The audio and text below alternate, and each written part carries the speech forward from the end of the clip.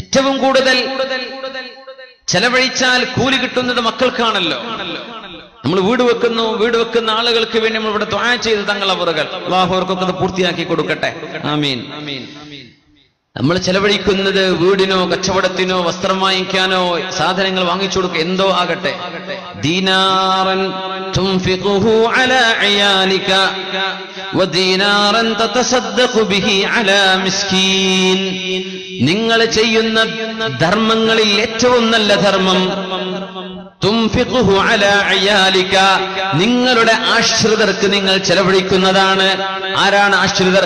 ബിർറ ഉമ്മക വ അബാക വ അഖാക വ ഉഖ്തക. റസൂലുള്ളാഹി സ്വല്ലല്ലാഹു അലൈഹി വസല്ലം ഉമ്മാക്ക് നന്മ ചെയ്യണേ, വാപ്പാക്ക് നന്മ ചെയ്യണേ, വ അഖാക വ ഉഖ്തക, സഹോദരന് നന്മ ചെയ്യണം, സഹോദരിക്ക് നന്മ ചെയ്യണം. നിരാലംബരാണെങ്കിൽ അവരെ നോക്കി വളർത്താൻ ആളുകളില്ലെങ്കിൽ നിങ്ങളാണ് ആങ്ങളെയെങ്കിൽ പെങ്ങളെ നിങ്ങൾക്ക് നോക്കൽ ബാധ്യതയാണ്.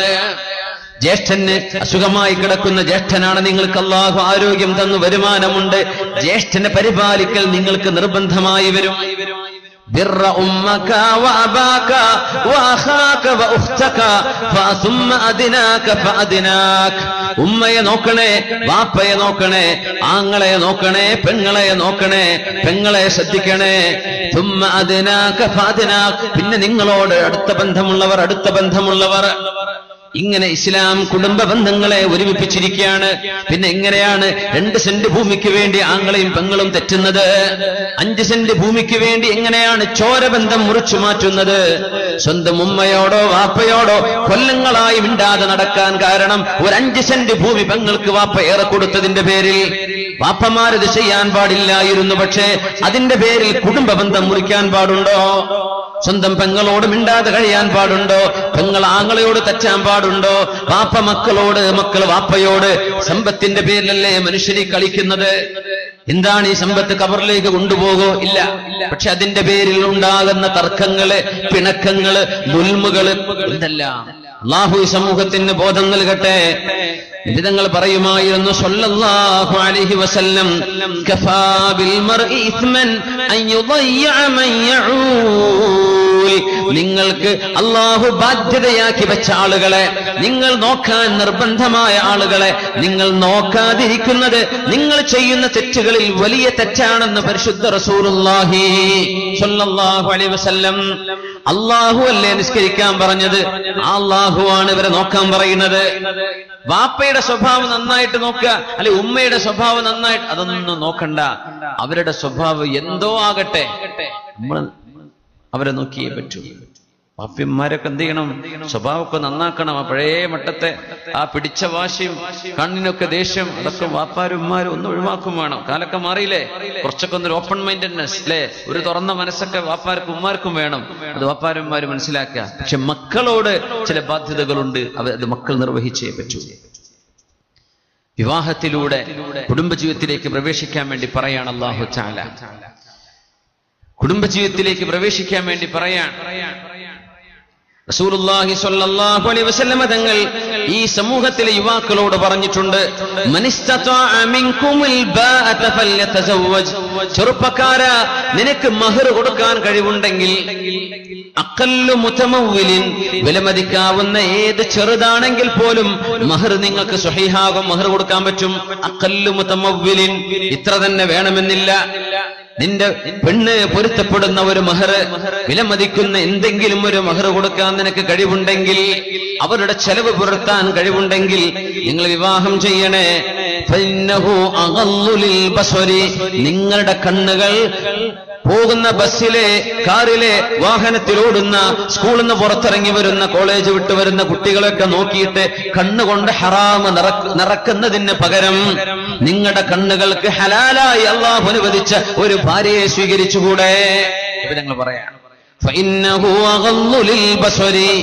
നിങ്ങളുടെ കണ്ണിനെ സൂക്ഷിക്കാൻ നല്ലത് അതാണല്ലോ. നിങ്ങൾ അല്ലാഹുവിനെ സൂക്ഷിക്കാൻ വേണ്ടി വിവാഹം ചെയ്യണേ. കണ്ടവരെ മുഖത്ത് നോക്കി നിൽക്കല്ലേ, കണ്ണിനെ സൂക്ഷിക്ക്, കണ്ണുകൊണ്ട് വ്യഭിചരിക്കല്ല. നിന്റെ ഗുഹ്യ സ്ഥാനം സൂക്ഷിക്കാനും നിനക്ക് നല്ലത് നീ വിവാഹം ചെയ്യലാണ്. ശുദ്ധ റസൂലുള്ളാഹ് അതുകൊണ്ടാണ് കല്യാണം കഴിച്ചവരെ സംബന്ധിച്ച് ശർഅ് ഉപയോഗിക്കുന്ന ഒരു വാക്കുണ്ട് മുഹ്സൻ. വൽ മുഹ്സനാതു മിനൻ നിസാ. മുഹ്സൻ എന്ന് പറഞ്ഞാൽ ശാരീരികമായ ചാരിത്ര ശുദ്ധി കൈവരുത്തിയ ആളുകൾ. കല്യാണം കഴിഞ്ഞവൻ പിന്നെ വ്യഭിചരിക്കാൻ പോവില്ല, അല്ലാത്തവനും പോവാൻ പാടില്ല. കല്യാണം കഴിഞ്ഞാൽ പിന്നെ ഹലാലായ വഴി അല്ലാഹു തന്നിരിക്കെ എങ്ങനെയാണ് അവൻ ഹറാമിനെ പറ്റി ചിന്തിക്കുന്നത്? അതുകൊണ്ടാണ് വ്യഭിചരിച്ച മനുഷ്യൻ മുഹ്സനാണെങ്കിൽ, വിവാഹം ചെയ്തവനോ വിവാഹം ചെയ്തവളോ ആണെങ്കിൽ വ്യഭിചാരത്തിന്റെ ശിക്ഷയുടെ വ്യത്യാസമുണ്ടവിടെ. വിവാഹം ചെയ്തവനും അല്ലാത്തവനും തമ്മിൽ. വിവാഹം ചെയ്തവനോ ചെയ്തവളോ ആണെങ്കിൽ, മുഹ്സനോ മുഹ്സനത്തോ ആണെങ്കിൽ അവരെ മരണം വരെ, മരിക്കുന്നവരെ എറിയണമെന്നാണ് ശർഇന്റെ നിയമം. എറിഞ്ഞു കൊല്ലണമെന്നാണ്. വാളുകൊണ്ട് വെട്ടിക്കൊലപ്പെടുത്താൻ അറിയാവുന്നത് കൊണ്ടാണോ? ആ ഒരു സംവിധാനം നബിതങ്ങളുടെ കാലത്തില്ലാത്തത് കൊണ്ടാണോ? ഒരു കുന്തമെറിഞ്ഞ് കൊലപ്പെടുത്താൻ പറ്റാത്തത് കൊണ്ടാണോ? മറ്റേതെങ്കിലും രീതിയിൽ ജീവനെടുക്കാൻ പറ്റാത്തത് കൊണ്ടാണോ? അല്ല, അവൻ മുഹ്സനായിരിക്കെ, നിക്കാഹ് ചെയ്തവനായിരിക്കെ, അവൻ ദാമ്പത്യ ജീവിതം അനുഭവിച്ചവനായിരിക്കെ പിന്നെ എങ്ങനെയാണ് അവൻ ഹറാമിലേക്ക് പോയത്? അതുകൊണ്ട് അല്ലാഹുവിന്റെ ഭൂമിയിൽ നിന്ന് അവൻ വേണ്ട, അവനെ നിന്ദ്യമായ രീതിയിൽ ഇവിടെ നിന്ന് കൊണ്ടുപോകണം. അതുകൊണ്ട് ഉർജുമൂ, മരണം വരെ കല്ലെറിയണമെന്ന് പഠിപ്പിച്ചിട്ടുണ്ട് റസൂലുള്ളാഹി സ്വല്ലല്ലാഹു അലൈഹി വസല്ലം. ഇസ്ലാമിന്റെ കോടതിക്ക് മുമ്പിലാണ് വിഷയമെത്തുന്നതെങ്കിൽ ആണും പെണ്ണും എറിഞ്ഞു കൊല്ലപ്പെടും. ഇതാണ് ഇസ്ലാമിന്റെ ശർഇന്റെ നിയമം. വിവാഹം ചെയ്യാത്തവനാണെങ്കിലോ ജൽദു മിഅത്തിൻ വതജ്ലീദു ആം വഇജ്ലാഉ ആം, ഒരു വർഷത്തേക്ക് നാടുകടത്തുകയും 100 വീതം അടിക്കപ്പെടുകയും ചെയ്യും. അവര് ചാട്ടവാറുകൊണ്ടുള്ള അടി. ആർക്ക്? വിവാഹം ചെയ്യാത്തവനാണ് വ്യഭിചരിച്ചതെങ്കിൽ. അതിനൊക്കെയുള്ള പരിഹാരം അല്ലാഹു നിങ്ങൾക്ക് മഹർ കൊടുക്കാൻ കഴിവ് തന്നാൽ, ചെറുപ്പക്കാരാ എന്റെ ബിസിനസ് ഒന്ന് ഉഷാറാവട്ടെ എന്നിട്ട് മതി എന്ന് പറയല്ല. 10 കൊല്ലം നീണ്ടു നിൽക്കും നിന്റെ വീട് പണി തീരട്ടെ എന്ന് പറയല്ല. നിനക്ക് മഹർ കൊടുക്കാൻ കഴിവുണ്ടെങ്കിൽ നിക്കാഹിനെ പറ്റി ആലോചിച്ചോ. നിന്റെ പഠനം മുന്നോട്ട് പോയിക്കോട്ടെ, കച്ചവടം മുമ്പോട്ട് പോയിക്കോട്ടെ, വ്യഭിചാരത്തിലേക്ക് പോകാതെ ശരീരം സൂക്ഷിച്ചോളൂ. അല്ലാഹുവിന്റെ ഹബീബ് സ്വല്ലല്ലാഹു അലൈഹി വസല്ലം തങ്ങൾ മിഅ്റാജിന്റെ രാവിൽ കണ്ട ഒരു കാഴ്ചയെ സംബന്ധിച്ച് പറഞ്ഞിട്ടുണ്ട്. എന്നെ കൊണ്ടുപോയി അല്ലാഹുവിന്റെ മലക്കുകൾ നോക്കുമ്പോൾ ജുബ്ബുൻ മുഗത്താ, മൂടപ്പെട്ട ഒരു കിണർ പോലെ ഞങ്ങൾ കണ്ടു. അത് നരകമായിരുന്നു. ആ നരകത്തിന്റെ ഉള്ളിൽ ഒരുപാട് ആളുകളുണ്ട്, ആണുങ്ങളും പെണ്ണുങ്ങളും. വസ്ത്രങ്ങളില്ലാത്തവര് ഒരുപാട് ആണുങ്ങളും പെണ്ണുങ്ങളും. ആ പാത്രത്തിന്റെ ഉള്ളിൽ നിറയെ തീയാണ്.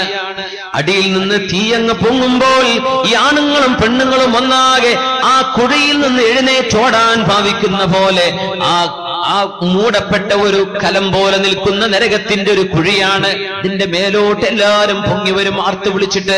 ആർക്കും പുറത്തു വരാൻ പറ്റുന്നില്ല. തീ അങ്ങ് താഴെ പോയാൽ ഇവര് താഴെ പോകുന്നു. തീ വരുമ്പോൾ മേലോട്ട് ആർത്ത് നിലവിളിച്ച് മേലെ വരുന്നു. മൻ ഹൗലാഇ യാ ജിബ്രീൽ, ജിബ്രീലേ ഇതാരാണ്, ആരാണ്, എന്താണ് ഈ സംഭവിക്കുന്നത്? നബിയേ, ഹൗലാഇ സുനാതു മിൻ ഉമ്മതിക യാ റസൂലല്ലാഹ്, അങ്ങയുടെ ഉമ്മത്തുകളിൽ വ്യഭിചാരം ചെയ്ത് നടന്നവരെ അല്ലാഹു ശിക്ഷിക്കുന്ന രീതിയാണിതെന്ന് മിഅ്റാജിന്റെ രാവിൽ ഹബീബിന് കാണിച്ചു കൊടുത്തിട്ടുണ്ട് അല്ലാഹു ജല്ല ജലാലു.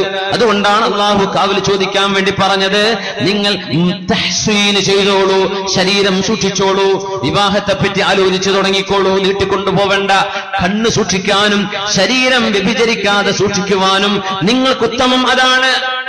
അതുകൊണ്ടാണ് വിവാഹപ്രായമെത്തിയിട്ടും മക്കളെ പഠിപ്പിച്ച് നിങ്ങൾ മെഡിസിന് പഠിപ്പിച്ചോ കുഴപ്പമില്ല, എഞ്ചിനീയറിംഗിന് പഠിപ്പിച്ചോ കുഴപ്പമില്ല, എത്ര കാലം വേണമെങ്കിലും പഠിപ്പിച്ചോ. പക്ഷേ വിവാഹത്തിലേക്ക് ആഗ്രഹമാകുന്ന ഒരു കാലമായി തുടങ്ങിയാൽ, വിവാഹത്തെപ്പറ്റി ചിന്തിക്കുന്ന ഒരു പ്രായം നിങ്ങളുടെ പെൺമക്കൾക്കോ ആൺമക്കൾക്കോ ആയിക്കഴിഞ്ഞാൽ നിങ്ങൾ വിവാഹം ചെയ്യിച്ചു കൊടുക്കണം. എന്നിട്ട് മതി പഠനം. വിവാഹത്തിന്റെ സമയമായി കഴിഞ്ഞാൽ വിവാഹം ചെയ്യിപ്പിക്കണേ. 3 വിഷയങ്ങൾ നീട്ടിക്കൊണ്ടുപോവല്ലെന്ന് റസൂലുള്ളാഹി സ്വല്ലല്ലാഹു അലൈഹി വസല്ലം തങ്ങൾ പറഞ്ഞിട്ടുണ്ട്. 3 വിഷയങ്ങൾ നീട്ടിക്കൊണ്ടുപോവരുത്. 1, നിസ്കാരത്തിന്റെ സമയമായാൽ അത് വളരെ പെട്ടെന്ന് അതിന്റെ ആദ്യ സമയത്ത് തന്നെ നിർവഹിച്ചേക്കണം. 2, ഒരു മയ്യത്ത് മരിച്ചു കഴിഞ്ഞാൽ പിന്നെ ആള് ഗൾഫിൽ നിന്ന് വരട്ടെ, അബുദാബിയിൽ നിന്ന് വരട്ടെ, ഖത്തറിൽ നിന്ന് വരട്ടെ, കുവൈത്തിൽ നിന്ന് വരട്ടെ, കാത്തുവെക്കണ്ട. മയ്യത്ത് മരിച്ചു കഴിഞ്ഞാൽ മയ്യത്ത് നിങ്ങൾ ഉടനെ മറവ് ചെയ്തേക്കണം. പിന്നെ പറഞ്ഞു മൂന്നാമത്തെ വിഷയം, നിങ്ങളുടെ പെൺകുട്ടികൾക്ക് വിവാഹപ്രായമെത്തി വിവാഹത്തിലേക്ക് ആഗ്രഹം തോന്നി തുടങ്ങിയാൽ പിന്നെ കല്യാണം അതും ഇതും പറഞ്ഞ് നീട്ടിക്കൊണ്ടുപോവണ്ട, നിക്കാഹ് ചെയ്യിപ്പിച്ചോ, നിക്കാഹ് ചെയ്യിച്ചിട്ട് മതി ബാക്കി പഠനം. അല്ലാതിരിക്കുമ്പോഴാണ് ഇല്ലാതകുൻ ഫിത്നതും ഫിൽ അർളി വഫസാദുൻ അരീദ്. നബി തങ്ങൾ പറഞ്ഞുവല്ലോ, ഇദാ അതാകും മൻ തർളൗന ദീനഹു വഅമാനതഹു ഫസവ്വിജൂഹു. നിങ്ങൾക്കൊരു ചെറുപ്പക്കാരന്റെ മതബോധവും ആ ചെറുപ്പക്കാരന്റെ സത്യസന്ധതയും ബോധ്യപ്പെട്ടാൽ, പ്രായപൂർത്തിയായി വിവാഹപ്രായമെത്തി നിൽക്കുന്ന കുട്ടികളുണ്ടെങ്കിൽ നിങ്ങൾക്ക് അവരെ വിവാഹം ചെയ്തു കൊടുക്കാം. ഈ സത്യസന്ധന്, ദീനുള്ള ചെറുപ്പക്കാരന്. ഇല്ലാതെ ഫഅലു, നിങ്ങളത് ചെയ്തില്ലെങ്കിൽ തകുൻ ഫിത്നതുൻ ഫിൽ അർളി, അല്ലാഹുവിന്റെ ഭൂമിയിൽ ഫിത്നയുണ്ടാകും. വഫസാദുൻ അരീദ്, ഒരുപാട് ഭയാനകമായ വിപത്തുകൾ ഇവിടെ സംഭവിക്കും. ആ വിപത്തിന്റെ ബാക്കിയാണ് പൂജാരിയുടെ കൂടെ ഇറങ്ങി ഓടുന്നത്. ആ വിപത്തിന്റെ ബാക്കിയാണ് 4 കുഞ്ഞുങ്ങളുള്ള ഉമ്മ തന്റെ ഭർത്താവ് കഷ്ടപ്പെട്ടുണ്ടാക്കിയ വീടിന്റെ ഉള്ളിൽ മണിമാളികൾ സുഖിച്ച് ജീവിച്ചിട്ട് കണ്ടവന് ഫോൺ ചെയ്ത് വിളിച്ചു വരുത്തിയിട്ട് കൂടെ ഇറങ്ങി ഓടുന്നത്. നിങ്ങളുണ്ടാക്കി വെച്ച ഫിത്നയാണ്, നിങ്ങളാണ് ഇതിന് കാരണക്കാർ, നിങ്ങളാണ് അവർക്ക് തഹ്സീന് ചെയ്യാത്തവര്. നിങ്ങൾക്ക് അവരുടെ സംരക്ഷണം അല്ലാഹു ഏൽപ്പിച്ചിരുന്നു, എന്തുകൊണ്ട് ചെയ്തില്ല? മക്കൾ കണ്ടവന്റെ കൂടെ പോകുന്നത്, ഒളിച്ചോടുന്നതോ മുങ്ങിയോടുന്നതോ ഒക്കെ അവർക്ക് വിവാഹത്തിലേക്ക് ആവശ്യമുള്ളൊരു ഘട്ടം വന്നപ്പോ നിങ്ങളത് ചെയ്യാതിരുന്നതിന്റെ ഫലമാണ്. നിങ്ങൾ ചെയ്തില്ലെങ്കിൽ ലോകത്ത് ഫിത്ന വരുമെന്ന് പരിശുദ്ധ റസൂലുള്ളാഹി സ്വല്ലല്ലാഹു അലൈഹി വസല്ലം. അതുകൊണ്ട് ചെറുപ്പക്കാരോട് അല്ലാഹുവിന്റെ റസൂലിന്റെ ഉപദേശം, മുസ്ലിമീങ്ങളാണ് ഇവിടെ ഇരിക്കുന്നത്, മുസ്ലിമീങ്ങളോട് ഞാൻ പറയുന്നത്, വിവാഹത്തിലേക്ക് ആഗ്രഹം തുടങ്ങുന്ന കാലമായാൽ ചെറുപ്പക്കാരാ, നിനക്ക് മഹർ കൊടുക്കാനും നിന്റെ ഭാര്യയായ സഹോദരിക്ക് ഭാര്യയ്ക്ക് ചെലവ് കൊടുക്കാനും നിനക്ക് സാധിക്കുമെങ്കിൽ നിക്കാഹിനെ പറ്റി ആലോചിച്ചോ. നിനക്ക് അല്ലാഹു അതിൽ ബറക്കത്ത് തരും. നിന്റെ ദീനിന്റെ 2 ഭാഗം അല്ലാഹു പൂർത്തിയാക്കി തരും. ഒരു ഭാഗം പിന്നെ നീ ശ്രദ്ധിച്ചാൽ മതി, 2 ഭാഗം പൂർത്തിയാണ്. മൻ തസവ്വജ ബിംറഅത്തിൻ ഫഖദ അഹ്റജ സുലുസൈ ദീനിഹി. ആദ്യത്തെ പരിഹാരം ഇതാണ്. പരിശുദ്ധ റസൂലുള്ളാഹി സ്വല്ലല്ലാഹു അലൈഹി വസല്ലം പറയുമായിരുന്നു, അദ്ദുന്യാ മതാ വഖൈറു മതാഇഹാ അൽമർഅതു സ്വാലിഹ. നിങ്ങൾക്ക് ലഭിക്കുന്ന സമ്പാദ്യങ്ങളിൽ ഏറ്റവും വലിയ സമ്പാദ്യം അല്ലാഹുവിനെ ഭയപ്പെട്ട് ജീവിക്കുന്ന ഒരു പെണ്ണാണ്, അല്ലാഹുവിനെ ഭയപ്പെട്ട് ജീവിക്കുന്ന ഒരു ഭാര്യയാണ്. അല്ലാഹു നമ്മുടെ കുടുംബിനികളെയൊക്കെ സ്വാലിഹത്തുകളായി നല്ലവരാക്കി അല്ലാഹു മാറ്റിത്തരട്ടെ. നമ്മുടെ സഹോദരിമാരുടെ ഭർത്താക്കന്മാരെ അല്ലാഹു സ്വാലിഹീങ്ങളാക്കി കൊടുക്കട്ടെ, നല്ലവരാക്കി കൊടുക്കട്ടെ, അല്ലാഹു നല്ലവരാക്കി കൊടുക്കട്ടെ.